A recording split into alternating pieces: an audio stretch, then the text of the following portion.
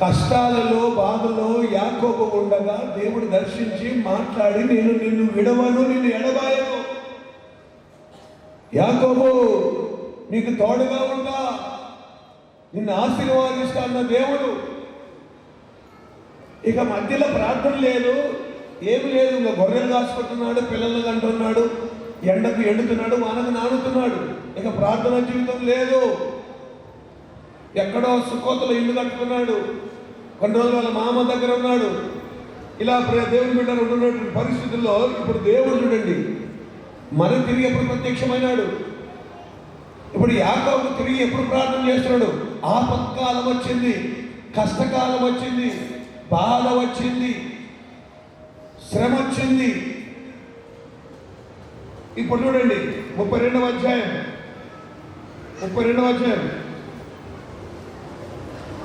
మీ అన్న 400 మందితో వస్తున్నారంటే అర్థం ఏంటి?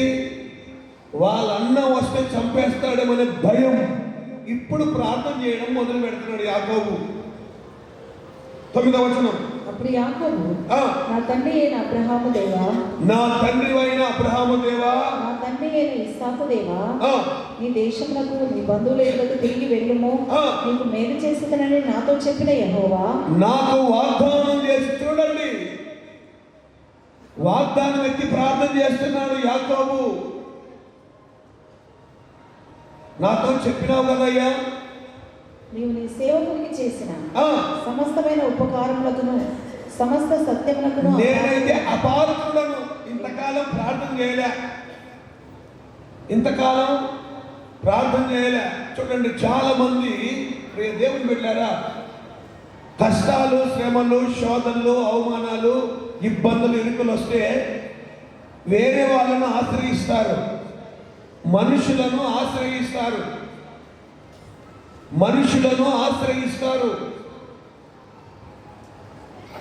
కొంతమంది అయితే ఇబ్బందులు, శ్రమలు, శోధనలు, బాధలు, ఇరుకులు వస్తే అసలు ప్రార్థన కూడా చేసుకోరు. అప్పులు ఎక్కువైనాయని తాగే వాళ్ళు ఉన్నారు. అప్పులని దేశాన్ని, ఇల్లు, ఊరు విడిచిపెట్టి వాళ్ళు వెళ్ళే వాళ్ళు ఉన్నారు. కొంతమంది వేరే వారిని ఆశ్రయిస్తారు, కొంతమంది ఎక్కడో వెళ్ళిపోతారు. కొంతమంది అయితే ఈ బాధలు అడగలేని ఆయన మందు తాగితే బాగుంటుందని, మత్తుగా ఉంటే బాగుంటుందని తాగుతారు. కొంతమంది ఆపదలు వచ్చినా కూడా ఆపత్కాలంలో దేవునికి మొర పెట్టాలన్న సంగతి తెలియదు. అలాంటి ఆయన ఒక ఆయన ఉన్నాడు రాజుల్లో. చూడండి 2వ దినవృత్తాంత గ్రంథం 28వ అధ్యాయం 22వ వచనం. భాగములు ఏర్పరిచి యెహోవా మందిరంలో నుండి ఒక భాగమును, రాజనగర్లో నుండి ఒక భాగమును, అధిపతుల యొద్ద నుండి ఒక భాగమును తీసి అష్షూరు రాజునకు ఇచ్చెను. అష్షూరు రాజు యుద్ధానికి వస్తుంటే, యుద్ధమునికి వస్తున్న అష్షూరు రాజుకు ఇచ్చాడు కానీ అతడు అతనికి సహాయం చేయలేదు. కాంగలు పంపించినాడు, అయ్యా సహాయం చేయి. మనం కూడా కదా ఎన్నెన్నో ఒక్కొక్కసారి లంచాలు ఇస్తాం. అయ్యా పని లంచం తీసుకొని పని చేయని ఉన్నారు, కానుకలు తీసుకొని కూడా పని చేయలేదు. అష్షూరు రాజు ఈ ఆహాజు అష్షూరు రాజు నమ్ముకున్నాడు కానీ సహాయం చేయలేదండి. చదవండి అక్కడ. ఆపత్కాలంలో అక్కడ యెహోవా దృష్టికి మరి అధికముగా అతిక్రమం. ఆపత్కాలంలో దేవునికి మొదలు పెట్టాల్సినటువంటి ఆహాజు ఇంకా అతిక్రమములు చేశాడంట. కొంతమంది అప్పులు ఉంటాయి, ఇంకా అప్పులు చేస్తుంటారు.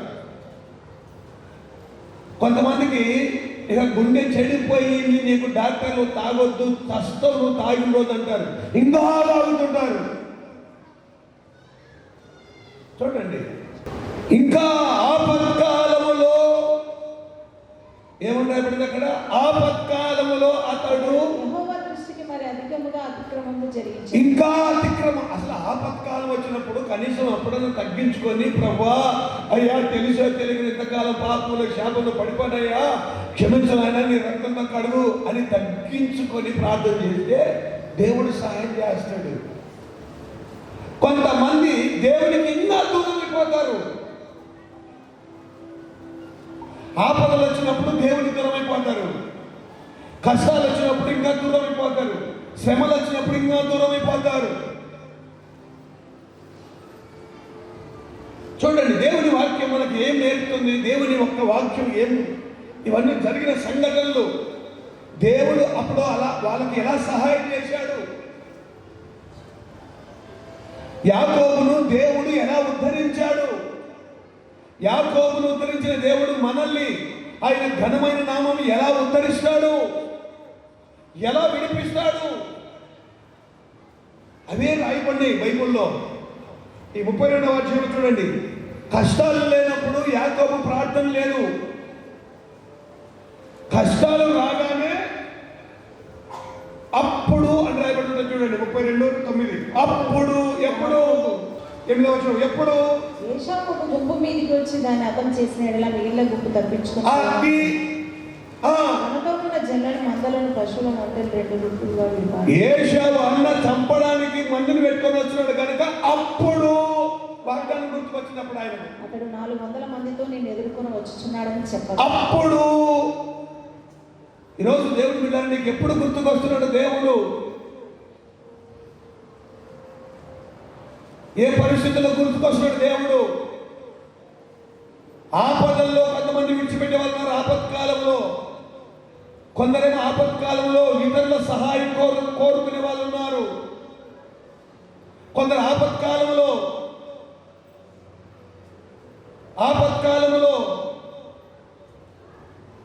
పిల్లలకు వివాహ సమయం వచ్చింది, పిల్లల్ని స్కూల్లో చేర్పించాలి, పిల్లల భవిష్యత్తు గురించి సమస్యలు ఉంటాయి.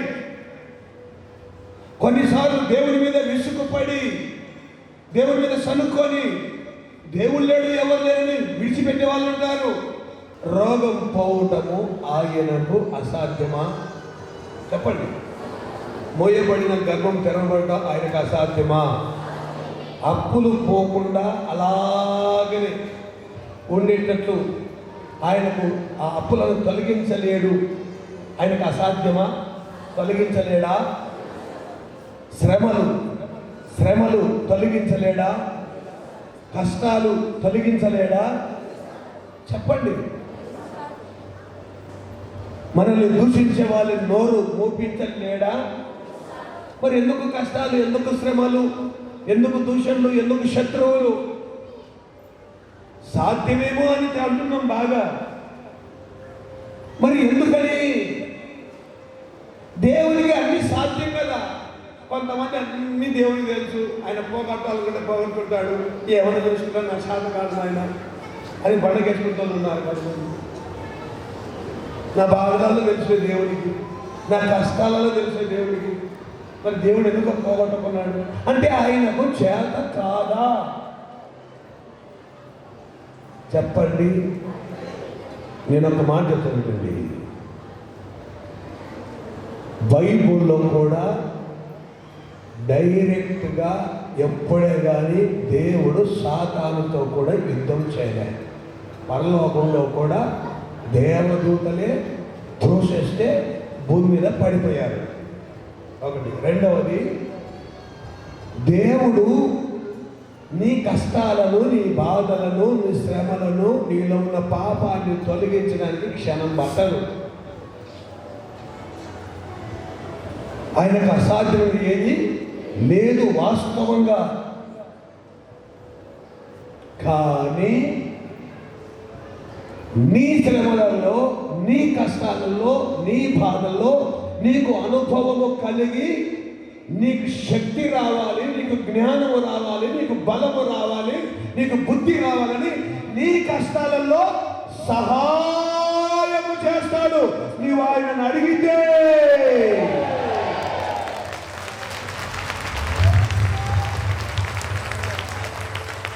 ఆయన తీసేయలేకే కాదు, ఆయన చేతగా కాదు, తీసేయలేక శ్రమలు, కష్టాలు, బాధలు.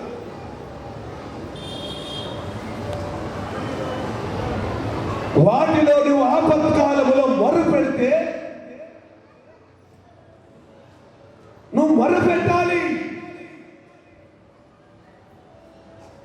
నువ్వు ప్రార్థించాలి, కన్నీరు వార్చాలి.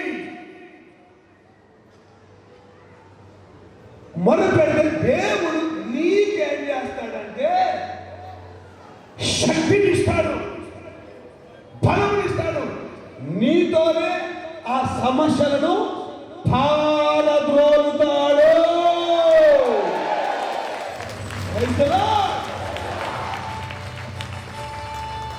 ఆయన తీసేయలే. బోర్డు మీద టీచర్ ఒక లెక్క రాస్తుంది. టీచర్ చేయడానికి పెద్ద లెక్క కాదు, పిలుస్తారు. అరే ఎవరు చేస్తారు లెక్కనా చేతురా. ఆ బోర్డు మీద ఆ స్టూడెంట్ వచ్చి లెక్క కరెక్ట్ ఆన్సర్ చేసాడు అనుకో, ఆఫీసర్ వచ్చినప్పుడు టీచర్ వెరీ గుడ్, బాగా నేర్పింది. టీచర్కి అన్నీ వస్తాయి, టీచర్ని అడగాల్సిన పని లేదు, ఆయన సమస్తం సాధ్యం. మనకు సహాయం చేయడానికి ఆ శ్రమలను మనతోనే వెళ్ళబడతాడు ఆయన. ఆయన ఉద్దేశం. అయితే మనం ఆపత్కాలంలో మొరపెట్టాం, ఆపత్కాలంలో ప్రార్థించాం దేవుణ్ణి. మనకు తెలిసిందల్లా ఒకటే, ఆపదలు వస్తే పక్కకు వాళ్ళ దగ్గరికి మనుషులను ఆశపడతాం, ఆశ్రయిస్తాం. బంధువులను, అన్నదమ్ములను, అక్క చెల్లెలను, కులస్తులను, మతస్థులను. లేదంటే బాధలు భరించాలంటే తాగి పడుకుంటారు కొంతమంది ఉంటారు. ఇంకా కొంతమంది అయితే ఇంకా ఎక్కడైనా పోతే బాగుంటుంది అనుకోండి, కొంతమంది వెళ్ళిపోతారు. ఏ శ్రమ వచ్చినా మొరపెట్టు. ఆపత్కాలములో ప్రభు వాగ్దానం చేసింది 2026లో, నువ్వు మొరపెట్టు, మొరపెట్టు. యాకోబు దేవుని నామము నిన్ను ఉద్ధరించును గాక, నిన్ను విడిపించును గాక, ఆయనకు ఉత్తరమిచ్చును, నీకు జవాబు అనుగ్రహించును గాక.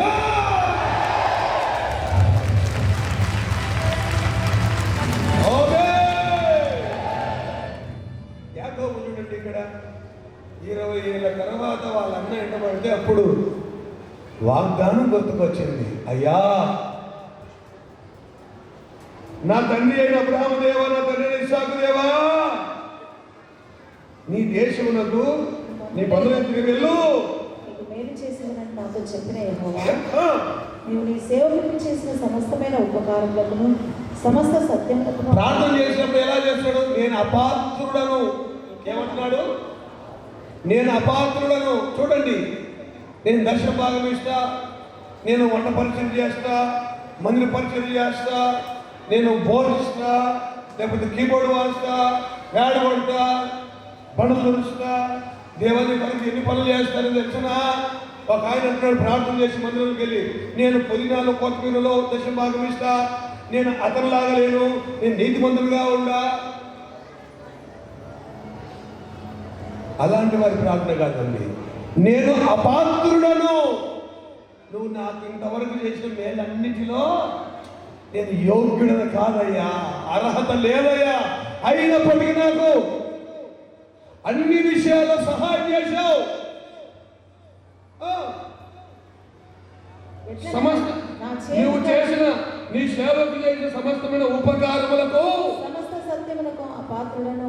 చూసారా, నేను సంపాదించిన అని అనలేదండి, నేను అపాత్రుడను. ఎట్లనగా చేతి కర్రతో మాత్రమే యోర్దాను ఒక్క చేతి కర్రతో బయటికి వెళ్ళాడు. కొంతమంది చూడండి, మా నాయన నుండి నాకు ఒక దగ్గర ఒక సెంటు పొలం కూడా ఇలా, నేను బయటికి వెళ్ళాక నేను సంపాదించుకున్నా అంటారు. మనం కాదండి, దేవుడు మనకు సహాయం చేస్తేనే. యాకోబు ఎలా ప్రార్థిస్తున్నాడు? అయ్యా, నేను ఒంటి కర్రతో పోయా, ఈరోజు నేను 2 గుంపులు, 2 గుంపులయ్యా. నా సహోదరుడైన ఏశావు చేతి నుండి దయచేసి నన్ను తప్పించుము. ఇప్పుడు ఆపత్కాలం వచ్చింది, ఎప్పుడు పడతాడు, రాత్రి దొరుకుతాడు, పగలు దొరుకుతాడు తెలియదు. నన్ను తప్పించు. అతడు వచ్చి పిల్లలతో తండ్రిని నన్ను చంపునేమో అని అతను భయపడుచున్నాను. ఇప్పుడు నేను వెళ్ళి దేవుడికి నేను ఏమవుతుందో చూపించుకోవాలి, ఏమని ప్రార్థన చేయాలని అనుకోలేదు, ఒప్పుకుంటున్నాడు తాను. అయ్యా, నేను భయపడుచున్నాను. అసలు ఎవరు నేర్పారండి యాకోబుకు? ఏ మందిరం ఉంది దేవుని బిడ్డలారా? మామ చూస్తే చెప్పండి, యా చెట్టును పోనీయాడు, యా రాయిని పోనీయాడు. ఎవరు ఆయనకి నేర్పారు? ఏ పాఠం నేర్పారు? ఏ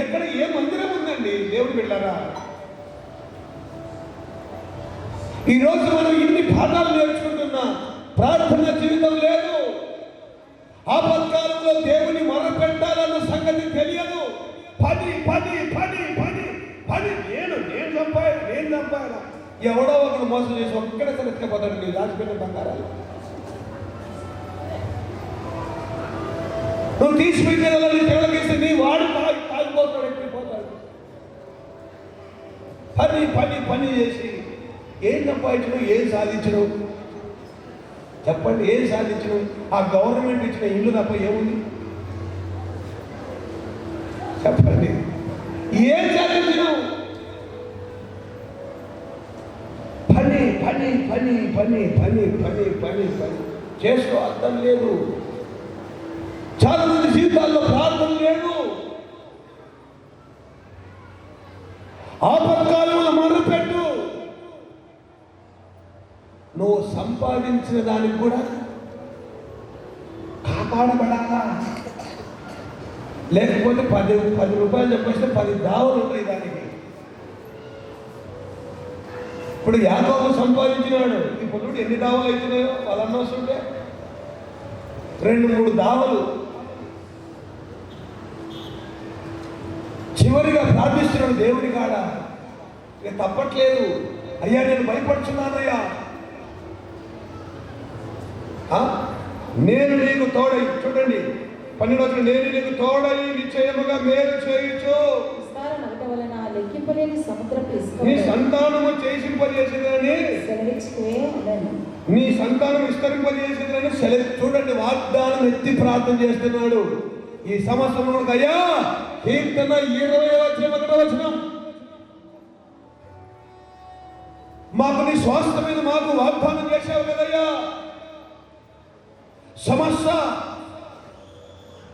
సమస్తమైన మేలులకు ఉపకారములకు నేను అపాత్రులను, నాకు ఇంతవరకు ఎన్నో మేలు చేశావు.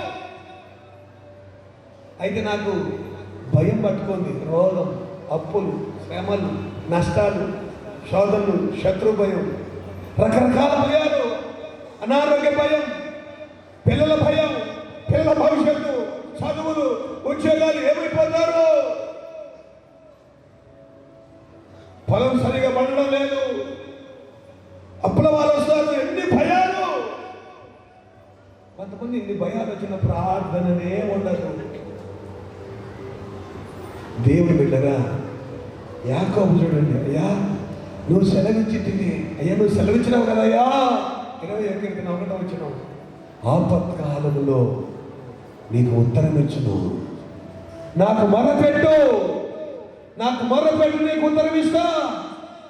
యాకోబు దేవుడు నిన్ను ఉద్ధరించును గాక, నిన్ను విడిపించును గాక. యాకోబును విడిపించిన దేవుడు ఈ సంవత్సరంలో నిన్ను సకల విధములైన శ్రమలు, హింసలు, బాధలు విడిపించును గాక, పాపముల నుండి విడిపించును గాక, బలహీనతల నుంచి విడిపించును గాక, రాకల నుంచి విడిపించును గాక.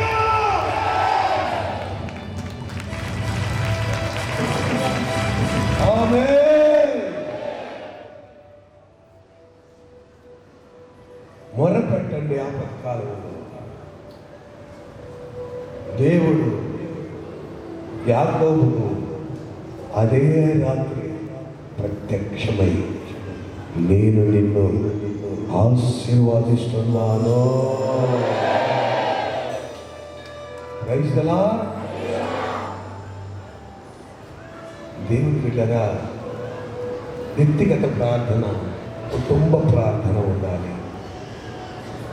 సంఘ సహవాస ప్రార్థన, వ్యక్తిగత ప్రార్థన ఉండాలి, కుటుంబ ప్రార్థన ఉండాలి.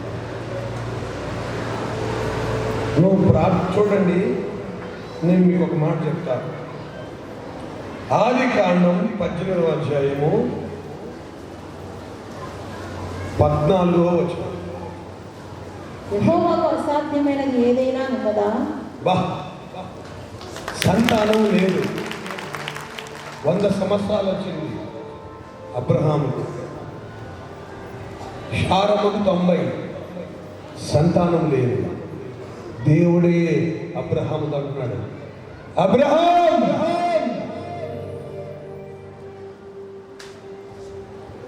యెహోవాకు అసాధ్యమైనది ఏదైనా ఉన్నదా? మరి మనకు సాధ్యమేనా? గడి చెప్పండి, మనకు సాధ్యమైనవి ఉన్నాయా? ఏమన్నా మనకు సాధ్యమేనా? మీకు ఇంకొక మాట చెప్తున్నాను, చదవండి 17:21. మీకు ఆవగించేంత విశ్వాసం ఉండిన ఎడల, ఆవగించేంత విశ్వాసం ఉండిన ఎడల ఈ కొండను చూచి ఇక్కడ నుండి అక్కడికి పొమ్మనగానే అది పోవును. మీకు అసాధ్యమైనది ఏది ఉండదని నిశ్చయంగా మీతో చెప్పుచున్నాను. మీకు ఆవగించేంత విశ్వాసం ఉంటే చాలు, మీకు అసాధ్యమైనది నిశ్చయం. దేవుడు చెప్పాడు, నిశ్చయముగా. దేవునికి స్తోత్రం, మహిమ కలుగును గాక. ఇద్దరు భార్య భర్తలంట ప్రార్థన చేస్తున్నారంట, ఉపవాస ప్రార్థన. తెల్లవాళ్ళు ఈరోజు మనం ఉపవాస ప్రార్థన పెట్టుకున్నాం, రాత్రి ప్రార్థన చేద్దాం. ఈ వాక్యం చదువుకొని మన ఇంటి ముందున్న బండ ఇంటికి రావాలా? ఇంటి ముందున్న బండ ఇంటికి రావాలా? ఇంటి ముందున్న బండ ఇంటికి పోవాలా? ప్రార్థన చేస్తున్నాడు. తెల్లారిందంట, రాత్రి 9 గంటల నుంచి ముందు పెట్టుకున్నాం ప్రార్థన, ఉపవాస ప్రార్థన. అయినా ఆ విశ్వాసం అంటే చాలా అవుతుంది. బండను తీసి ఇదిగో కొండను చూసి సముద్రం పడుతుంది అన్నావు కదయ్యా, ఇదిగో ఈ బండను తీసి ఇంటి వెనక ఆయన ప్రార్థించానంట. ఉదయం 6 అయిందంట, లేచి వాకిల్ లేచి చూసినాను, బండ బ్రహ్మాండంగా అక్కడే ఉంది. ఇప్పుడు భార్య అంటదంట, నేను అప్పుడే అనుకున్నాను ఇది కానిపోని పని అని. ఎప్పుడు ప్రార్థనకి వీళ్ళు కూర్చున్నప్పుడే. చెప్పండి. కొంతమంది చూడండి, బాప్టిజం క్లాసుకి వచ్చేటప్పుడే అనుకొని వస్తారు, ఆల్మైట్ పేరుకి వచ్చేటప్పుడే అనుకొని వస్తారు, నా గనక నిద్ర వస్తే ఇంటికి పోయి పడుకుంటా. ఎందుకో ముందే నేను చెప్పారు, కొంతమంది నా గాన ఆకలి అయితే లేచిపోయి తినేసి వస్తా. కొంతమంది చూడండి, అన్ని అవిశ్వాసం మాట.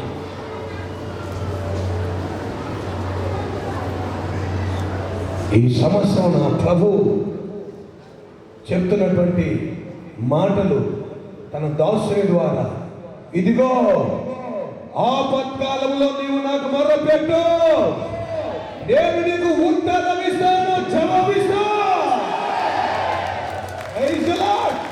నీకు అసాధ్యమైనది ఏది ఉండదు, ఇది నిశ్చయం.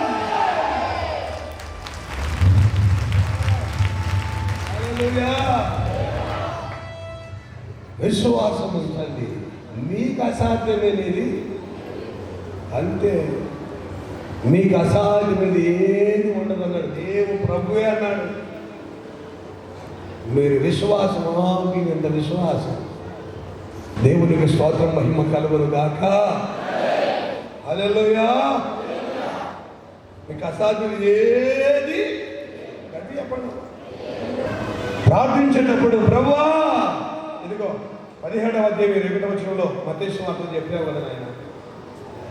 2వ అధ్యాయం 20వ అధ్యాయం కీర్తన 1వ వచనంలో మొరపెట్టన్నావు కదా, ఆపత్కాలం. నాకు ఇప్పుడు ఆపద వచ్చిందయ్యా.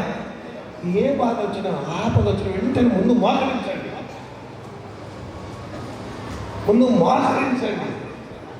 నీకు ఉత్తరం ఇస్తానన్నాడు దేవుడు, జవాబిస్తానన్నాడు దేవుడు.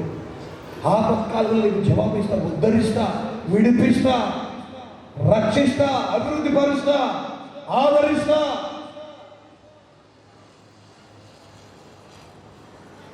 కొంతమంది ఆపదలు ఇన్ని ఉంటాయి, అన్నీ మాకు వచ్చి చెప్తారు, మాకే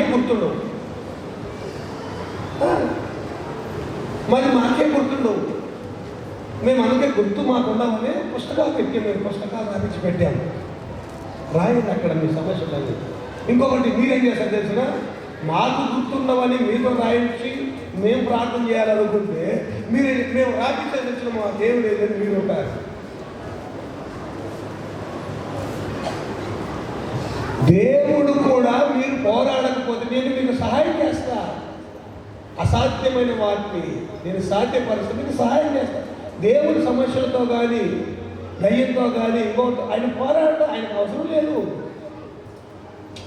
మనకు నేర్పడానికి, మనకు శక్తి ఇవ్వడానికి దేవుడు మన భక్తిని చూస్తాడు. అన్ని ఆయన చేసి ఏముంది, నీకు భక్తి ఎంత ఉంది, ఎంత విశ్వాసం ఉంది,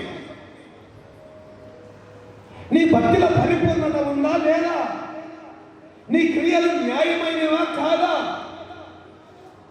నువ్వు న్యాయంగా ప్రవర్తిస్తున్నావా లేదా, నీలో భక్తి ఉందా.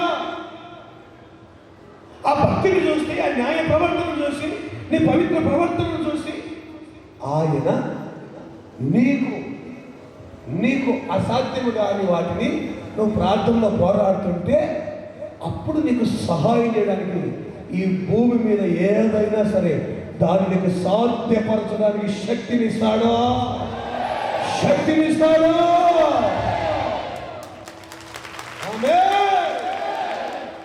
ఈ సంవత్సరం అలాంటి శక్తి పొందుకోవాలా, అలాంటి భక్తి చేయాలా, అలాంటి భక్తి చేయాలి. నీ భర్తను మారడానికి ఒక నిమిషం చీటిగా పట్టదు. ఒక్కసారి మనసుని గెర తిప్పితే అయిపోయా ఆయన.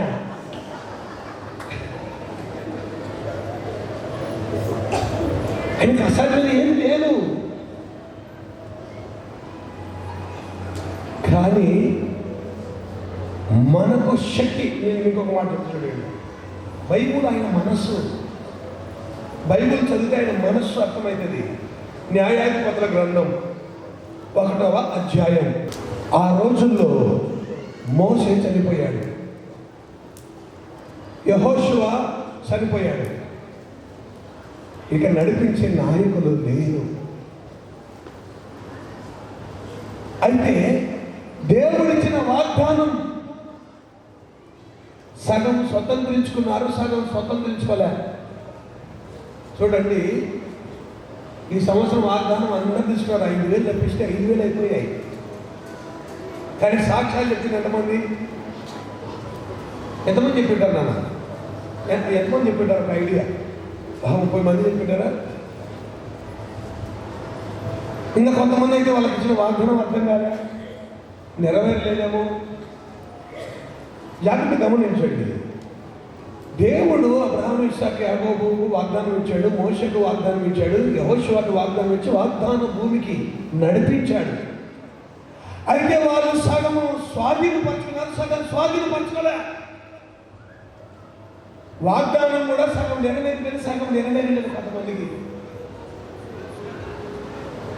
నేను చెప్పమాట అర్థమవుతున్నాను అన్నది. వాగ్దానం కూడా సంపూర్ణముగా నెరవేరలేదు. మోషే లేడు, యాజకుడు లేడు, మోషే లేడు, నాయకుడు లేడు, యెహోషువ లేడు, ఎవరు లేరు, రాజు లేడు. ఆ రోజుల్లో ఇశ్రాయేలు ప్రార్థన చేశారు. న్యాయాధిపతుల గ్రంథం 1వ అధ్యాయం చదవండి. 1వ అధ్యాయం. యెహోషువ మృతులైన తర్వాత ఇశ్రాయేలీయులు కనానీయులతో యుద్ధం చేయటకు తమలో ఎవరు ముందుగా వారి మీదకి పోవలసిన చూడండి, యెహోవా తెలియజేయనట్లు ప్రార్థన చేయగా యెహోషువ గ్రంథంలో పంచించిన స్థలం ఇదిగో. ఎఫ్రాయిము గోత్రం, మనష్షే గోత్రం, రూబేను గోత్రం, తెలగత్ కౌతల, మాదీల గోత్రం, మనష్షే గోత్రం, గాదీలకు, ఇంకా ఈ సైడ్ కేసుకున్న అవతల నఫ్తాలీకి, జబులూనుకు, పాముపాడు ఇటు సైడ్ యువతల యూదాకు, బెన్యామీనుకు అలా పంచారు. ఇక వాళ్ళు స్వాధీనపరచుకోవాలి. దేవుడు ఇచ్చినటువంటి వాగ్దానం వాళ్ళు తీసుకున్నారు, పంచుకున్నారు.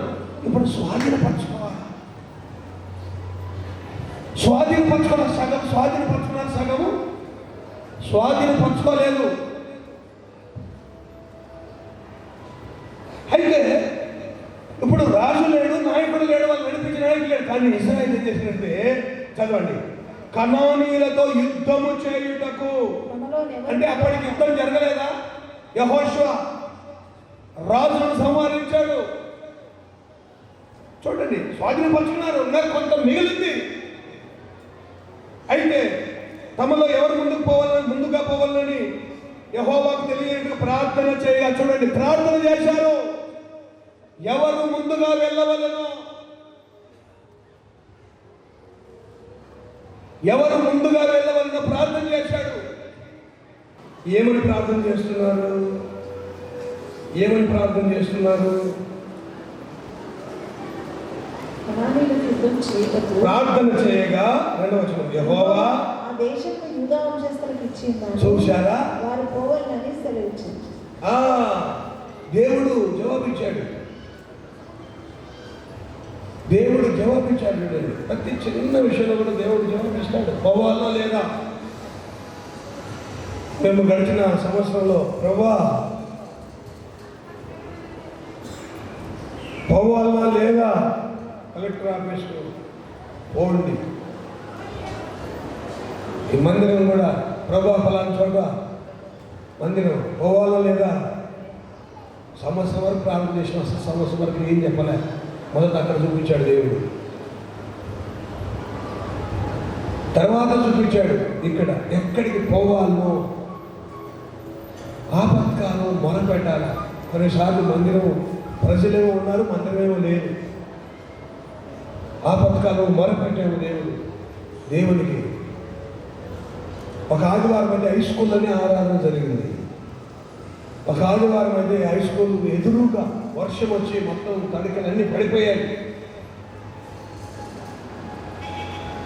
ఇలా దేవుని బిడ్డారా, ఆపత్కాలంలో మొదలుపెట్టడం నేర్చుకోవాలి. దేవుని బిడ్డలు వాగ్దానాలు ఎత్తి, ఇక్కడ వీళ్ళు కూడా వాగ్దానం ఎత్తి ప్రార్థన, అయ్యా ప్రార్థిస్తున్న పోవలసిన వాళ్ళు ఎవరు? చదవండి. అప్పుడు దేవుడు అన్నాడు, ఫలాని ఆ దేశంలో యూదా వంశస్థులకు ఇచ్చిన్నాను, వారు పోవాలని సెలవిచ్చాను. రైట్. చూడండి, ఇప్పుడు యూదా వంశస్థులు వెళ్ళారు, యుద్ధం చేశారు. 17వ వచనం చదవండి. యూదా వంశస్థులు తమ సహోదరులైన షిమ్యోనీయులతో కూడా పోయి జెఫతులో నివసించిన కనానీయులను హతము చేసి పట్టణంలో నిర్మూలం చేసి ఆ పట్టణంలో హోర్మా అని పేరు పెట్టి. ఎక్కడ? తర్వాత 19వ వచనం, యూదా వంశస్థులకు తోడై ఉన్నందున వారు అన్య దేశంలో స్వాధీనపరచుకొని అయితే మైదానం వద్ద నివసించే వారికి ఇనుపరథం ఉన్నందున వారిని వెళ్ళగొట్టలేకపోయింది. అంటే వాళ్ళు వెళ్ళగొట్టలేకపోయారంటే కారణం ఏంటి? దేవుడు తోడు ఉన్నాడు. అయితే వాళ్ళు మైదానంలో ఉన్నారు, ఇనుపరథాలు ఉన్నాయట. వారు వెళ్ళగొట్టలేకపోయారంట. ఎందుకని?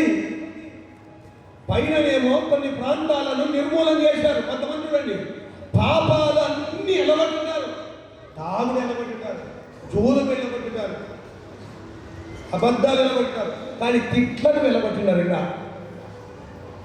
కోపం వచ్చింది అనుకోండి, అది ఆటోమేటిక్గా ఆమె దౌడ పక్కన ఉంటుంది, దౌడ పక్కనే ఉంటుంది, టక్కాన్ని బయటకు వస్తుంది. కొంతమంది చూడండి, అన్ని ఎలగొట్టినారు. ఇంకా లోపల గర్వం ఉంటుంది, ఇంకా అది పూర్తిగా వెళ్ళిపోయినారు. అది సమయం అప్పుడు వస్తుంటుంది. అది మోడ వేసుకొని వస్తుంది, మేఘాలతో కలిసి వస్తుంది.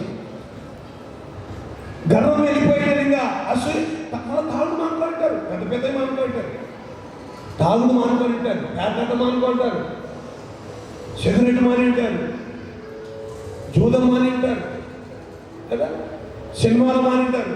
కానీ సగం నిలబడినారు, కొంతమంది సగం నిలబడినారు, కొంతమంది కొన్ని నిలబడినారు, కొంతమంది నిలబడినారు. ఎందుకు? దేవునికి సాధ్యం కాకనా? నేను ముందుగా చెప్తున్నాను, ఇప్పుడు ఇశ్రాయేలీయులకు రాజు లేడు. వీళ్ళు ఎల్లగొట్టుటకు దేవుని శక్తిని ఇస్తాడు.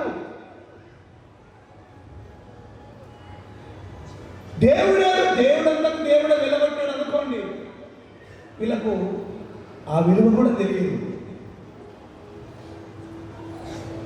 ఇప్పుడు తండ్రి పోయి పరీక్షలు రాసి వస్తే పిల్లలకు విలువ తెలుస్తుందా? చదువు విలువ తెలుస్తుందా? వాళ్ళ సామర్థ్యం తెలుస్తుందా ఎంత ఉందో అసలు అని? అందుకనే మన చేతనే ఆయన చేయిస్తాడు. మన చేతనే ఇశ్రాయేలును వెళ్ళగొట్టలేకపోయారు. దేవునికి శక్తి లేక కాదు నిలబెట్టడానికి. ఆ మాట ఇక్కడ ఎట్లా ఉండండి 2వ అధ్యాయంలో. అది యెహోవా దూత గిల్గాల్ నుండి బయలుదేరి బోకీమునకు వచ్చి ఇలాగ సెలవిచ్చాను, నేను మిమ్మును ఐగుప్తులో నుండి రప్పించి మీకు ప్రమాణం చేసిన ప్రమాణం వాగ్దానం ప్రమాణం చేశా దేశంలో మిమ్మల్ని చేర్చి మీతో చేసిన నిబంధన నేను ఎన్నడూ మీరను. మీరు ఈ దేశ నివాసులతో నిబంధన చేసుకొనకూడదు, వారి బలిపీఠములను విరగొట్టవలన ఆజ్ఞ ఇచ్చితిని గాని మీరు నా మాట వినలేదు. మీరు చేసిన పని ఎట్టిది? కావున నేను దేవుడే ఇక్కడ వెళ్ళగొట్టనీయకుండా కొన్నింటి పెట్టాడు, కొన్నింటి వెళ్ళగొట్టనీయకుండా రోగం అట్టే ఉంటుంది, అప్పు అట్లనే ఉంటుంది, కష్టాలు అట్లనే ఉంటుంది. సగం మైండ్, సగం శోధన అట్లనే ఉంటుంది, సగం శోధన ఉంటుంది, సగం శోధన ఉంటుంది, సగం బాధలు అట్లే ఉంటాయి, సగం కష్టాలు అట్లే ఉంటాయి, కొంచెం కొంచెం కొంచెం కొంచెం అన్నీ ఉంటాయి. ఎందుకు పెడతాడు ఆయన అట్లనే? ఆయనకు అసాధ్యమైనగా తీసేయలేడా? మరి ఎందుకు? చూడండి, మీ ఎదుటి దేశ నివాసులను వెళ్ళగొట్టను, వెళ్ళగొట్టను. వారు మీ ప్రక్కలకు శూలములుగా నుండురు. చూడండి, ఎందుకు తెలుసిన? మీరు ఆపత్కాలలో ఆ ఇనుప రథాలను బట్టి మీరు తీసేసుకోలేని ఆ పాపమైనా, తీసేసుకోలేని ఆ శ్రమ అయినా, తీసేసుకోలేని ఆ కష్టాలైనా, ఆ బాధలైనా, తీసేసుకోలేని ఆ వాటిని బట్టి మీరు మీ దేవునికి మొరపెట్టాలా? మొరపెట్టినప్పుడు ఆయన మీకు సహాయం చేస్తాడు, మీకు శక్తిని ఇస్తాడు. వీళ్ళు మొరపెట్టకుండా ఉండలే, సగం పని అయిపోయింది, లేదు సగం అయిపోయింది, సగం నిదానం సగం చేసుకుంటారు. కొంతమందికి ఇన్ని బాధలు కూడా మొరపెట్టరు. బిడ్డకో అమ్మకో నాయనకో దయ్యం పట్టింటారు, వచ్చింటారు. అక్కడ ఆటపాటకు వస్తారు 30 మంది 20 మంది ఆటపాటకు వస్తారు. ఇంకా ఇక్కడ తమాషా చూసుకుంటున్నారు. ఇక ఆ దయ్యం పోతా ఓను ఓ ఓ వీళ్ళేమో అయినా బాగు బాగు బాగు బాగు బాగు చేసిన తర్వాత మళ్ళీ కనపడితే అప్పుడు అడుగులు. నేను అందుకే దయ్యాలు వచ్చి ఇప్పుడు బాగా అన్నీ అలవాటైపోయి కొన్ని పడడు. 3 రోజులు కాదు, వారం పడదు. ఇంకా వారం వరకు పెట్టాలి, కట్టేది పెట్ట బాగైపోయి మనం 4 ఏళ్ళ తర్వాత 5 ఏళ్ళ తర్వాత దయ్యాలు వాటిని పొరలాడితే ప్రభు ఇప్పించాడు. అప్పుడేమో దేవుడు వారానికే ఉన్నాడు, ఇప్పుడేమో 4 నెలలు అయింది. ఒక ఆమె వస్తున్నాయినా కాలు మంటలు వస్తాయి, నీకు మంటలు ఇంకా కొన్ని రోజులు ఉండాలా? దేవుడికి తీసేయలేక కాదు, నువ్వు మొదలుపెట్టు. ఆపత్కాలంలో నీకెందుకున్నావి? నేనేదో సమస్యల కోసం దాచిపోవడానికి కాదు, పడుకోవడానికి కాదు, పోయి ఏదో పనులు చేసుకుంటున్నాను కాదు. అవి దేవుడే వెళ్ళగొట్టకుండా తీసేయకుండా దేవుడికి అసాధ్యమేది కాదని. 90 సంవత్సరాల తర్వాత శారాకు గర్భం తెచ్చిన దేవుడు 5 ఏళ్లకు 10 ఏళ్లకు నీకు గర్భం తెరవాలేడా? 20 ఏళ్లకు గర్భం తెరవాలేడా?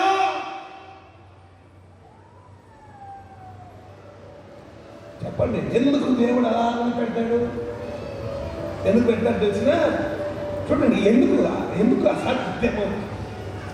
అబ్బా ఇది అసాధ్యం, నువ్వు అనుకుంటున్నావు, నువ్వు అసాధ్యం అనుకుంటున్నావు. చూడండి, మార్కు సువార్త 9వ అధ్యాయం 23వ వచనం. బాల్యం నుండి ఒక వ్యక్తికి దయ్యం పట్టింది, చిన్న బిడ్డకు. తరచుగా నీళ్ళలో అగ్నిలో పడుతున్నాడు, ఆత్మహత్య చేసుకుంటున్నాడు. యేసయ్య దగ్గరికి వచ్చాడు, శిష్యుల దగ్గరికి వచ్చాడు. శిష్యులు వాటిని వెళ్ళగొట్టలేదు.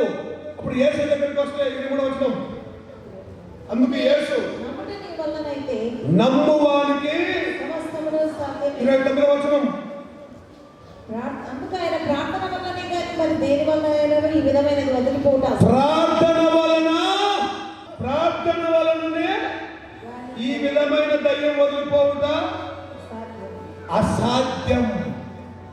అంటే ప్రార్థన వలన సాధ్యం. చెప్పండి, దాన్ని ఆపోజిట్ గా మాట్లాడండి. ప్రార్థన వలననే, ప్రార్థన లేకపోతే, ప్రార్థన ఉంటే. ఇప్పుడు మనుషులను పాపాలకు ప్రేరేపించేది ఎవరు? గడి చెప్పండి, ఎవరు ప్రేరేపిస్తారు? దశభాగం ఇవ్వద్దని ప్రేరేపించేది ఎవరు? చేయటాలి. దేవుడి పని జరుగుతుంది, నువ్వు ఏ కాదు ప్రేరేపణ. ప్రార్థన చేయకుండా ప్రేరేపించేది ఎవరు? బూతులు మాట్లాడమని ప్రేరేపించేది ఎవరు? అబద్ధాలు, చెడ్డ మాట, సినిమాలు తీసుకుపోయేది ఎవరు? పాపానికి అంత ఎఫెక్స్ 2:1 తర్వాత చదువుకోండి. ఈ యుగ సంబంధమైన దేవత అవిధేయుల వారిని ఏం చేస్తుంటే ప్రేరేపిస్తుంటది. ఇప్పుడు ఈ దురాత్మ ప్రేరేపించకుండా నిన్ను విడిచిపెట్టి పోవాలంటే నువ్వేం చేయాలి? అది ఇట్టి దురాత్మ పోవాలంటే ప్రార్థన వలనే ఇది సాధ్యమో. చెప్పండి, విశ్వాసం వలన సాధ్యం, ప్రార్థన వలన సాధ్యం. ఈడ ఇనుప రథాలు ఉన్నాయి. మైదానములో వెళ్ళగొట్టలేక కాదు, దేవుడు వెళ్ళగొట్టలేక కాదు, దేవుడే ఉండనిచ్చినాడంట. కారణం, వీళ్ళు తిని పడుకోకుండా వీళ్ళు యుద్ధం నేర్చుకోవాలా, పోరాటం నేర్చుకోవాలా, ప్రార్థన జీవితం ఉండాలా, వీళ్ళకి శక్తి, వీళ్ళకి సామర్థ్యం రావాలా. మీరు నేర్చుకోవాలి. చూడండి ప్రియా దేవుడు బిడ్డరా, అందుకే 2:3 వచనంలో చూడండి, న్యాయాధిపతులు 2:3 మీరు చేసినవి ఎట్టిది? కావున నేను మీరు నా మాట వినలేదు కనుక. 2వ వచనం ఏం చెప్పాడు? 2 మీరు దేశ నివాసస్తుల్లో వారితో నిబంధన చేసుకోకూడదు. మీ అమ్మాయిని మా అబ్బాయికి ఇస్తాం, మా అబ్బాయి మీ అమ్మాయికి ఇస్తుంటే వీళ్ళు వీళ్ళను ఇష్టం వచ్చినట్టు చేసుకుంటారు. నిన్న మాట వినలేదు కనుక ఏంటి? కావున వెళ్ళగొట్టము. ఈ దేశ నివాసులు ఉంటారు, ఏం చేస్తున్నారు? చేస్తారు. మీరు వెళ్ళగొట్టమంటే వెళ్ళగొట్టుకున్నారు కదా. ఈ దేశ నివాసం నేను వెళ్ళగొట్టను.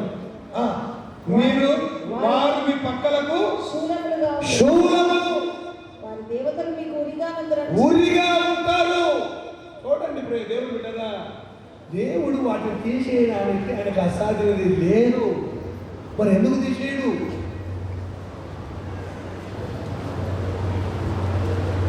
అలాంటివన్నీ పోవడానికి ప్రార్థన వలననే. చెప్పండి ప్రార్థన వలననే. అయ్యా మా ఆయన వీడు అవుతున్నాడు, అయ్యా ప్రార్థన చెయ్యండి. 2 భార్య భర్తలు, అది ప్రార్థన వల్ల. సైతాన్ని బయటికి వెళ్ళినప్పుడు మళ్ళీ ప్రేరేపిస్తుంది. మందిరంలో బాగుంటారు పరిశుద్ధులుగా, బయటికి వెళ్ళగానే ఉంటుంది ప్రేరేపణ. దాన్ని వెళ్ళగొట్టలేకపోతుంటారు. అవి వెళ్ళగొట్టలేకపోతే ఆశీర్వాదింపబడలేవు.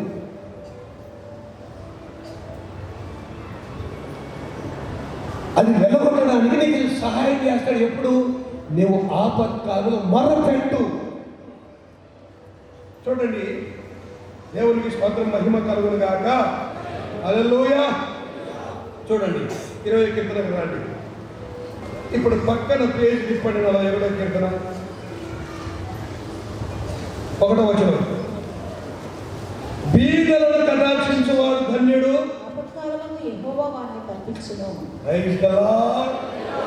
బీదలను కటాక్షించువాడు ధన్యుడు, ఆపత్కాలమున వారిని తప్పించును. 46వ కీర్తన 1వ వచనం. దేవుడు మనకు ఆశ్రయమున దుర్గమునై ఉన్నాడు, ఆపత్కాలంలో ఆయన నమ్ముకొనదగిన సహాయకుడు. ఆపత్కాలములలో ఆయన నమ్ముకొనదగిన సహాయకుడు.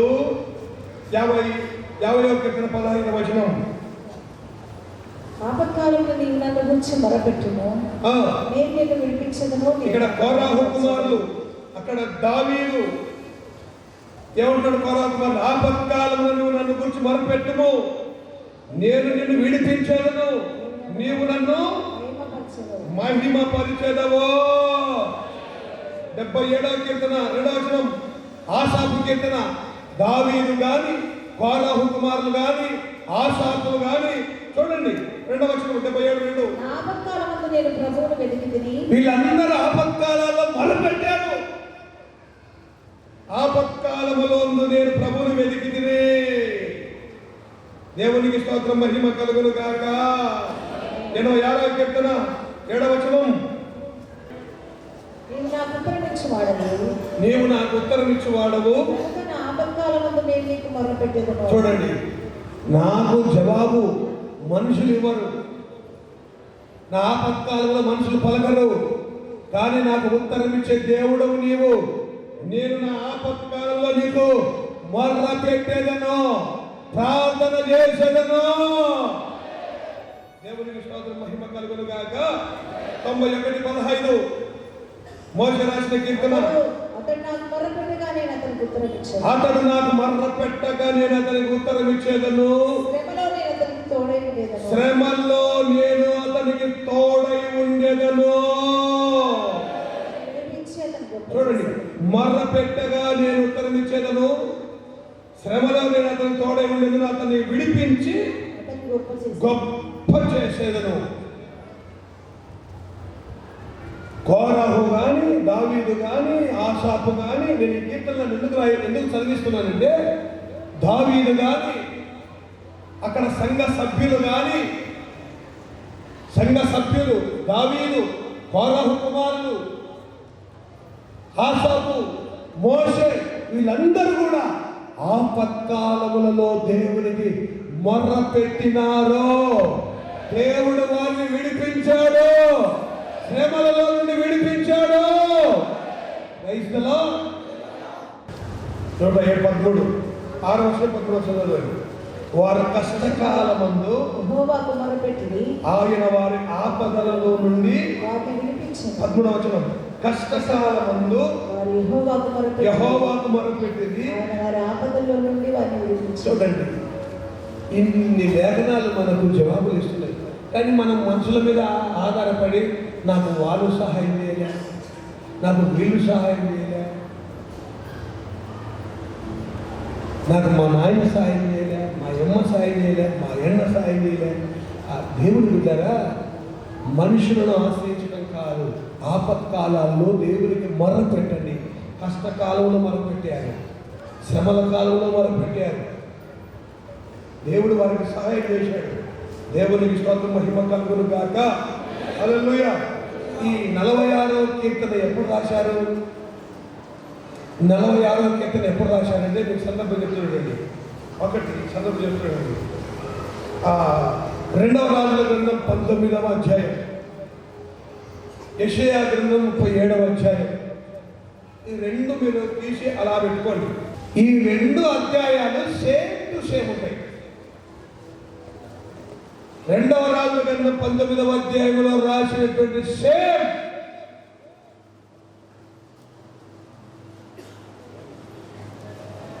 మొత్తం ఒకటే లాగున యెషయా గ్రంథం 37లో రాయబడింది.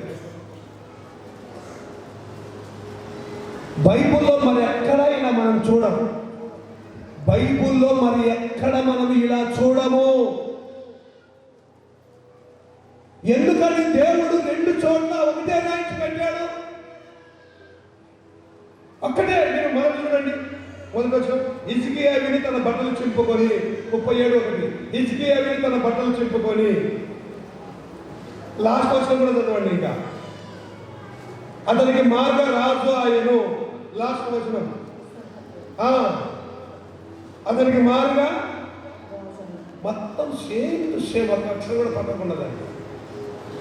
ఈ 2 అధ్యాయాలను దేవుడు ఎందుకు రాయించి పెట్టాడు? ఒక్కటే విధముగా ఈ 2 అధ్యాయాలలో జరిగిన సంఘటననే కీర్తనగా 46వ కీర్తన రాశారు. Praise the lord. ఆపత్కాలములో ఆయన వారికి మొరపెట్టగా ఆయన వారికి ఉత్తరమిచ్చెను. ఎందుకంటే ప్రియ దేవుని బిడ్డలారా, చూడండి, హిజ్కియా రాజు ఆపత్కాలములో దేవునికి మొరపెట్టే వ్యక్తి. హిజ్కియా ఎన్నిసార్లు మొరపెట్టాడు? ఎన్నిసార్లు మొరపెట్టాడు బైబిల్లో ఉంది? ఒకటి చెప్పండి. అష్షూరు రాజు దండెత్తి ఎన్ని వేల సైన్యంతో వచ్చినారు? ఇజ్రాయిల్ యూదుల మీదకి ఎన్ని వేల సైన్యం వచ్చినారు? 1,85,000 మంది సైన్యముతో హిజ్కియా మీదకి వచ్చారు. వీళ్ళు ఎంతమంది ఉన్నారు? 4,000 అంతే. 5,000. వాళ్ళు ఎంతమంది? 1,00,000. ఎంతమంది యుద్ధానికి వస్తే చుట్టూ ముట్టడి వేశారు. దేవుడు బిడ్డరా, ఆ హిజ్కియా రాజు ఒక వ్యక్తిని పంపాడు. రబ్షాకే వచ్చి రంకెలు వేశారు. రంకెలు, మీరు ఆ మాట ఉందో చూడండి 19వ అధ్యాయంలో.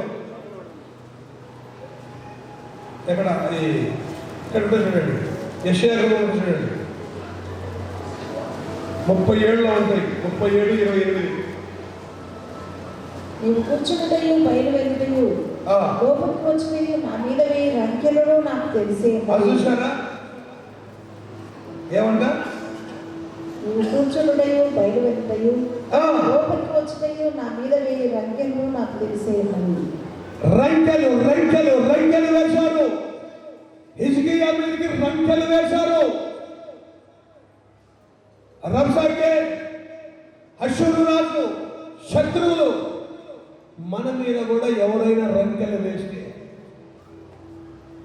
దేవుని బిడ్డలు మనం ఏం చేయాలి?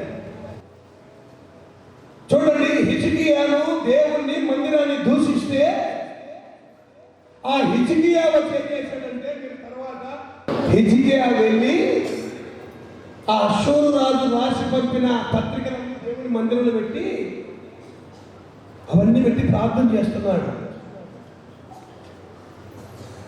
అవన్నీ పెట్టి దేవుని సన్నిధిలో ప్రార్థన చేస్తున్నాడు. ఆ ప్రార్థన దేవుడు నుండి యెషయా 37:21లో అంతటా ఆమోసు కుమారుడు యెషయా హిజ్కియా యొద్దకు పోయి వర్తమానం పంపెను. ఇశ్రాయేలు దేవుడైన యెహోవా సెలవిచ్చినదేమనగా, అష్షూరు రాజైన సన్హెరీబు విషయమందు నీవు నా ఎదుట ప్రార్థన చేసితివి. అతని గురించి యెహోవా సెలవిచ్చు మాట. ఇంకొక మాట 14 చదవండి. హిజ్కియా దూతల చేతిలో నుండి ఆ ఉత్తరం తీసుకొని చదివి యెహోవా మందిరంలోకి పోయి యెహోవా సన్నిధిని దాన్ని విప్పి పరిచి. చూడండి, దేవుని సన్నిధి కొంతమంది నిన్ను దూషించినప్పటికీ నువ్వు ఏమనద్దు, బాధపడద్దు. ఆయన సన్నిధికి వచ్చి ఆపత్కాలంలో ఉత్తరమిచ్చే దేవుడు. ఆయన బలిపీఠం మీద ప్రార్థించు. ఆ ఉత్తరాన్ని పంచి. కొంతమంది అయితే గంటల తరబడి చెప్తారు. ఇట్టన్నారా, ఆ మాట ముందు చెప్తారు. ఏమేమి బూతులు మాట్లాడారు, ఆ బూతులు ముందు రాసుకుంటారు వాళ్ళు. హిజ్కియా ఆయన సన్నిధికి వచ్చి ప్రార్థన చేయగా దేవుడు అంటున్నాడు 2 నీ ప్రార్థన నేను విన్నాను హిజ్కియా. ఇదిగో రబ్షాకే, ఆ అష్షూరు రాజు నీవు కూర్చుంటాయో బయలువెళ్ళుతాయో లోపలికి వచ్చుతాయో నా మీద వేయి రంకెలు నాకు తెలిసినదే. నా మీద వేయి రంకెలు. చూడండి, మన మీద ఎన్ని రంకెలు వేసినా మోసగాడు, దొంగోడు, వ్యభిచారి, అబద్ధికుడు, మోసం చేసినప్పుడు ఎన్ని నిందలు వేసినా, ఇన్ని రంకెలు వేసినా హిజ్కియా ఏం చేశాడు చెప్పడమా? మందిరంలోకి వచ్చి 46వ కీర్తన రాసినప్పుడే దేవుడు మనకు ఆశ్రయంగా ఉంటాడు. ఈ సబ్జెక్ట్ ఎందుకు రాయించి పెట్టాడు దేవుడు? రాజుల గ్రంథంలో అక్కడ 2వ రాజుల గ్రంథంలో 19, యెషయా గ్రంథంలో 37 ఎందుకు రాయించి పెట్టాడు దేవుడు? స్పెషల్గా ఒక్క అక్షరం కూడా తీసేయకుండా ఆపత్కాలాలలో మనం మొరపెట్టాలి. దేవునికి స్తోత్రం, మహిమ కలుగును గాక. మొరపెట్టాలి. ఈరోజు ఎన్నిసార్లు ఇక్కడ ఉపవాస ప్రార్థనలు పెట్టే రోడ్డు ఎన్నోసార్లు కొంతమంది అధైర్యపడి గుండె నీరు గారిపోతే మేము అరెస్ట్ అయితే పోతామేమో రాని వాళ్ళు ఉన్నారు. ఇంకా కొంతమంది ఇంకా రోజు పోవాలనే వాళ్ళు ఉన్నారు. రకరకాలుగా ఎన్నో విధాలుగా ఉన్నారు దేవుడి బిడ్డగా. కానీ ప్రార్థన వదలలేదు దేవుడి సన్నిధిలో. అందుకే ఈ సంవత్సరం దేవుడిచ్చిన వాగ్దానం, ఆపత్కాలంలో మొరపెట్టండి, ఉత్తరం ఇచ్చేవాడు నేను జవాబునిస్తాను. యాకోబు దేవుని నామము ఉద్ధరించే నామము, విడిపిస్తాడు ఆయన, ఆదరిస్తాడు ఆయన, ధైర్యపరుస్తాడు ఆయన. దేవుడికి స్తోత్రం, మహిమ కలుగును గాక. దేవుడే చెప్పాడు, నేను అతన్ని ఒక ఆత్మను పుట్టించిన అతను ఎందుకు తిరిగిపోతాడు. శక్తి లేనప్పటికీ ఆ శక్తిని దేవుడు చూడండి ఎజికియాకి మొరపెట్టాలని దేవుడు కోరుకుంటాడు. ఇదే దేవుడు కోరుకునేది. ఆ రోజు 19వ అధ్యాయం 37వ అధ్యాయాన్ని కలిపి 46వ కీర్తన పుట్టింది. Praise the lord. మొరపెట్టినందుకే అపత్కాలంలో దేవుడు ఆశ్రయముగా ఉన్నందుకే రాత్రికి రాత్రి అద్భుతాలు జరిగినాయి. రాత్రికి రాత్రి తెల్లవారుసరికి అద్భుతాలు జరిగాయి, ఆశ్చర్యకార్యాలు జరిగాయి. ప్రియ దేవుడు బిడ్డరా, ఈమె ఎవరు చూడండి 17 చదవండి. ఆపత్కాలమందు నీవే దేవా, ఎంతమంది చూడండి, ఆసాపు, కోరాహు, మోషే, దావీదు, సంఘం, సమాజం అందరూ కూడా హిజ్కియా వారి ప్రార్థన అంతా ఆపత్కాలమున నీవే ఆశ్రయము. దేవునికి స్తోత్రం, మహిమ కలుగును గాక. చూడు 26వ అధ్యాయం. హిజ్కియా ఆపత్కాలంలో ఎప్పుడెప్పుడు ప్రార్థించినారు ఒకసారి చూడండి. ఎప్పుడు ప్రార్థించినారు? 1 అశ్షూరీయులు దండె తెచ్చినప్పుడు ప్రార్థించినాడు ఆపత్కాలంలో. 2 చెప్పండి. క్యాన్సర్ రోగం వచ్చింది హిజ్కియాకు. ఏ రోగం? గట్టి చెప్పండి. క్యాన్సర్ గడ్డ కొట్టింది. వెంటనే ప్రార్థించినాడు ఆపత్కాలంలో, మొరపెట్టాడు దేవునికి. తర్వాత మళ్ళీ ఇప్పుడు ప్రార్థన చేశాడు. ఆ సంగతి 2వ రాజుల గ్రంథంలో కానీ 2వ దినవృత్తాంత గ్రంథంలో కానీ రాయబడలేదు. యెషయా గ్రంథంలో కూడా రాయబడలేదు. ఇర్మియా గ్రంథంలో రాశాడు దేవుడు. 26వ అధ్యాయం ఇర్మియా గ్రంథం 18వ వచనం. యూదా రాజైన హిజ్కియా దినములలో మీకా గ్రంథం ఉందా? ఆ మీకా గ్రంథము మీకా ఎప్పుడు ప్రవచించాడంటే హిజ్కియా కాలంలో ప్రవచించాడు, యెషయా కాలంలో ప్రవచించాడు. ప్రవచించుండెను. సైన్యముల అధిపతి యెహోవా ఇలాగ సెలవిచ్చుచున్నాడు, మిమ్మును బట్టి సియోను దున్నబడును, యెరూషలేము రాళ్ళ తుప్పలగును పర్వతం అరణ్యంలోని ఉన్నత అని మీకా ప్రకటించినప్పుడు అట్లు పలికినందున యూదా రాజైన హిజ్కియాయను యూదా జనులందరిలో మరి ఎవడైనాను అతను చంద్ర చెప్పినందుకు. చూడండి, కొన్నిసార్లు కొంతమంది దేవుని వాక్యం చెప్తే చూసినావా నా కొరికే చెప్పినాడు, దైవజనుడు నాకే చెప్పినాడు, ఇంతగా మమ్మల్ని వాక్యం కొడుతుంది, మేము ఎట్లా ఉండాలనుకుంటారు. ఇక్కడ ఒక రాజు దగ్గరికి ఇర్మియా చూడండి వచ్చి చెప్తాడు. అక్కడ భక్తులు వచ్చి చెప్తుంటే అతన్ని చంపాలనుకుంటున్నారు. అక్కడున్న పెద్దలు ఏమంటారంటే, అయ్యా హిజ్కియా కాలంలో కూడా ఒక ప్రవక్త చెప్పాడు మీకా వచ్చి, కానీ హిజ్కియా చంపలేదు. ఏం చేసినాడు? చదవండి. యెహోవా వారికి చేసేదనని తాను చెప్పిన కీడును ఆ. చేయక సంతాపపడినట్లు రాజు యెహోవా యందు భయభక్తులు కలిగి రాజు యెహోవా యందు భయభక్తులు కలిగి యెహోవా దయను వేడుకొని అతి కీడు వస్తుందని మీకు కావాలంటే మీకు ఎక్కడ మాట్లాడుతుంది అదే మాటే ఎక్కడంటే 3వ అధ్యాయం 12వ వచనంలో కాబట్టి చేలు దున్నబడినట్టు మిమ్మల్ని బట్టి సీయోను దున్నబడును యెరూషలేము రాళ్ళు కుప్పలగును మందిరమున్న పర్వతం అరణ్యంలో ఉన్న స్థలములగును. ఈ మాట చెప్తే మీకాను చంపాడా ప్రార్థన చేశాడా? హిజ్కియా చంపలేడు. హిజ్కియా ఏం చేశాడు? దేవుని సల్లి అవునయ్యా మా దుర్మార్గమైన పనులు బట్టి మేము నిజంగా ఇట్లా చేసామని ఎట్లా చేసామని దేవుడిని వేడుకున్నాడంట. దేవుడిని ప్రార్థించినాడు. దేవునికి స్తోత్రం మహిమ కలుగును గాక. హల్లెలూయా. అయితే 20వ వచనం చూడండి. కిర్యాతు వాడైన షమయా కుమారుడు ఊరియా అను ఒకడు యెహోవా నామమును బట్టి ప్రవచించుటను అతడు ఇర్మియా చెప్పిన మాటల రీతిని ఈ పట్టణమునకు విరోధముగాను ఈ దేశమునకు విరోధముగాను ప్రవచించెను. రాజైన యెహోయాకీమును అతని శూరులందరూ ప్రధానులందరూ అతని మాటల మీదట రాజు అతన్ని చంపచూడగా ఇప్పుడేమో రాజు దేవుని మాటలు చెప్పే మనిషిని తప్పుతున్నాడు. నా గురించి చెప్తున్నాను, నా గురించి చెప్తావా అని చెప్పి ఆ ఉరియాను ప్రవక్తను చంపడానికి ప్రయత్నం చేస్తున్నారండి. కానీ హిజ్కియా అలా చేయలేదు. దేవుడు గద్దించినప్పుడు సేవకుని ద్వారా దేవుని దయని వేడుకున్నాడు. అయ్యా ఆపత్కాలంలో హిజ్కియా ప్రార్థన చేశాడు. దేవుడు హిజ్కియా ప్రార్థన ఆలకించి ఆపత్కాలంలో మొరపెట్టాడు కనుక హిజ్కియాకు సహాయం దొరికినది. దేవునికి స్తోత్రం మహిమ కలుగును గాక. కాబట్టి దేవుని బిడ్డలారా ఇలా ఇర్మియా కూడా ఆపత్కాలంలో దేవుని ఆశ్రయించాడు. మనం కూడా దేవుని ఆశ్రయించుదాం అంటే వాళ్ళు చాలా మంది వినలే. ప్రార్థన జీవితం ఏముండదు, ప్రార్థన చేసుకోరు.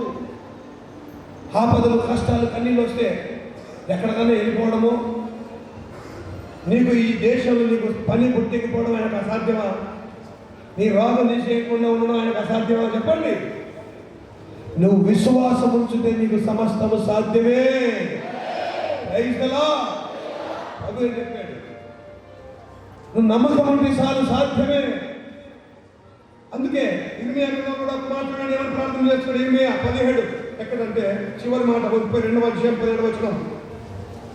ఇర్మియా ప్రార్థన చేస్తాడు. యెహోవాకి ఇలాగ ప్రార్థన చేశాను. యెహోవా ప్రభువా సైన్యములకు అధిపతి యెహోవా అను పేరు వహించిన వాడా, శూరుడా, మహాదేవా, బలం చేతను చాచిన బాహువు చేతను భూమి ఆకాశం సృజించితివి, నీకు అసాధ్యమైనది ఏదీ లేదు. అది ప్రైజ్ ది లార్డ్. ఇర్మియాను బురద కలిగినటువంటి నీరు లేని గోతిలో వేసినారు. ఒక్క రొట్టె ముక్కని వేసినారు. ఇర్మియాను చంపకేసి కొడతారు. ఇర్మియాకు శ్రమలు. ఇర్మియా వల ఏడుస్తూ ఉంటాడు. కష్టాలలో, బాధల్లో, శ్రమల్లో కూడా దేవా నీకు అసాధ్యమని ఏది లేదు అని మొదలుపెడుతున్నాడు. హల్లెలూయా. అన్ని పరిస్థితుల్లో కూడా దేవునికి అసాధ్యమని ఏది లేదు. నువ్వు వేల మంది కృప చూపుతున్న దేవుడు అని చెప్పి చూడండి. ఇప్పుడు దేవుడు ఈ ప్రార్థన ఆలకించిన తర్వాత చదవండి. అక్కడ ఆ ప్రార్థన చేసిన తర్వాత ఇర్మియా ఆ ప్రార్థన ఆలకించిన తర్వాత దేవుడు చూడండి ఉత్తరం ఎలా ఇచ్చాడు. 26, 27. అంతటా యెహోవా వాక్కు ఇర్మియాకు ప్రత్యక్షమై ఇలాగ సెలవిచ్చెను. నేను యెహోవాను సర్వ శరీరులకు దేవుడను. నాకు అసాధ్యమైనది ఏదైనా ఉండునా? దేవునికి స్తోత్రం మహిమ కలుగును గాక.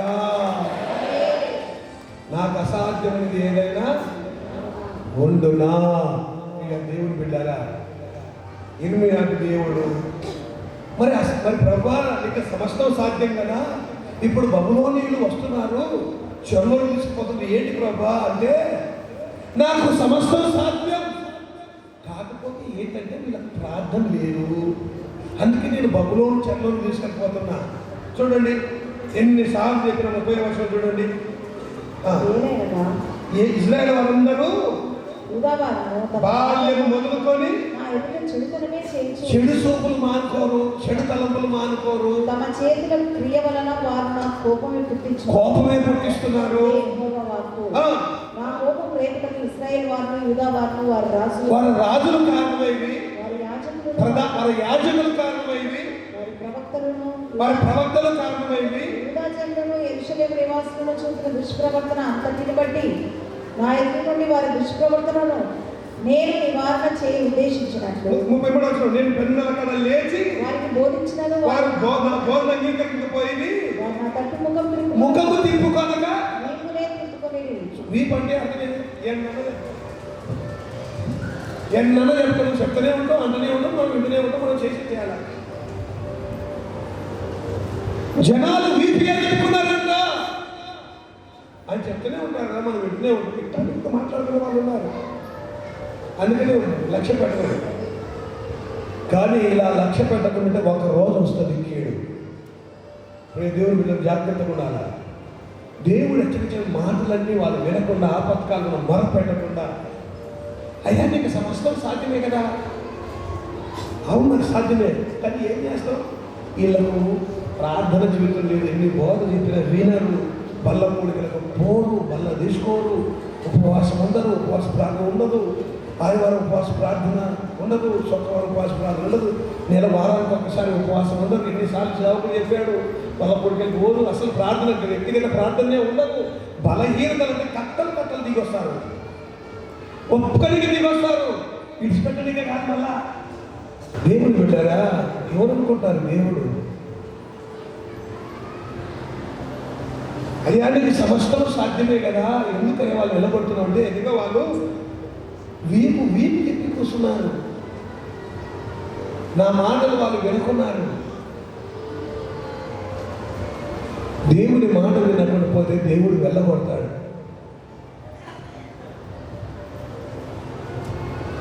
ప్రియా దేవుడు బిడ్డగా, అయితే దేవుడు ఇర్మియాతో ఒక మాట అంటాడు, నాకు అసాధ్యమైనది ఏది లేదు, కానీ ఇర్మియా ఒక మాట విను.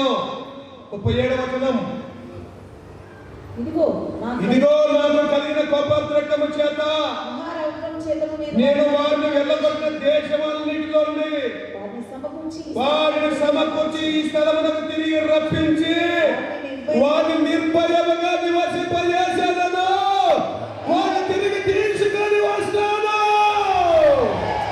కోపం వస్తే వెళ్ళగొడతాడు ఆయన, జాలి పడితే తిరిగి తీసుకొని ఆయన ఏమైనా. అందుకే జెరూషలేము శాలలో లక్ష్యమున్న బిడ్డలు ఎవరైనా తప్పిపోయినారనుకోండి, మీరు కేవలం మనం ప్రార్థన చేయాలా, కేవలం మొరపెట్టాలా.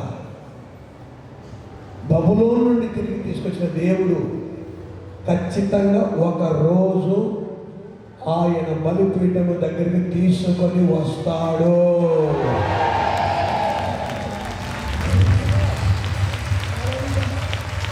దాన్ని ఏమనద్దండి, కేవలం మనం ప్రార్థన చేయాలి దేవుని ప్రేమ బట్టి. అది ఏమనద్దు, వాళ్ళ వచ్చేంత వరకు వాళ్ళతో మనం మాట్లాడడం కానీ లేకపోతే వాళ్ళతో సంబంధం కలిగి ఉండడం కానీ ఏది ఉండకూడదు.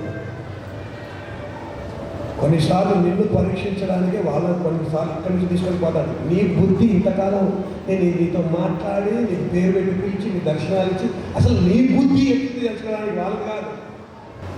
ఊర్లలో చూడండి, మీరు ఫస్ట్ మెచ్చుకుంటారు వాళ్ళు, మనల్ని ఫస్ట్ మెచ్చుకుంటారు, గొప్పగా అమ్మ బాగుండు బాగా అంటారు. తర్వాత అన్నీ అయిన తర్వాత రెచ్చగొడతారు, కొంచెం కోపం వస్తాడు. కోపం రాగానే నువ్వు అంత పెద్ద చచ్చిపోతాయి, అంత దూరం పోతున్నాడు.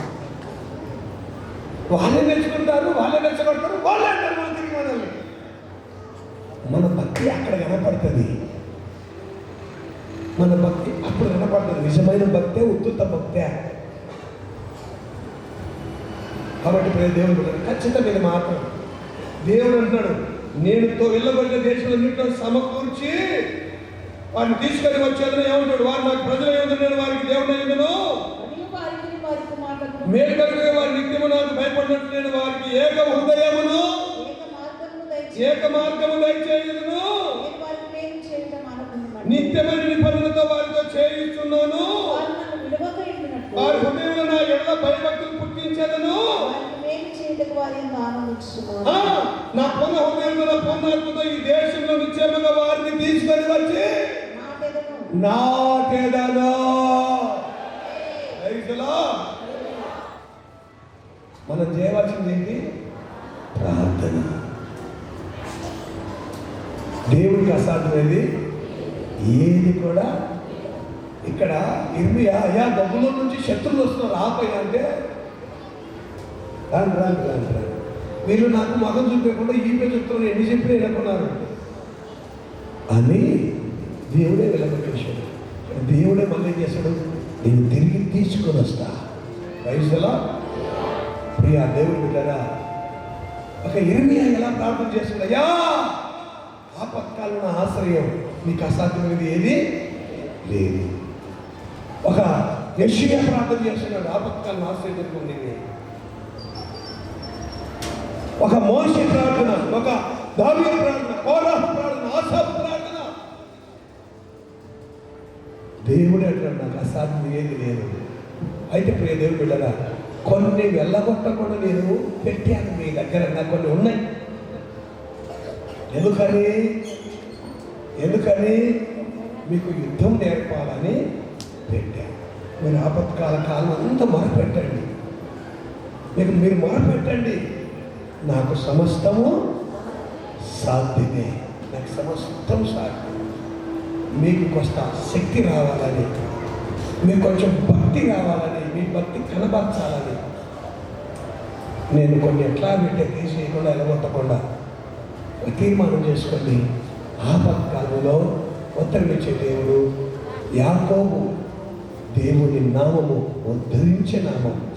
మనల్ని కష్టాల నుండి విడిపించి, నష్టాల నుండి విడిపించి, రక్షించి, పాపం నుంచి విడిపించి రక్షించే నామం.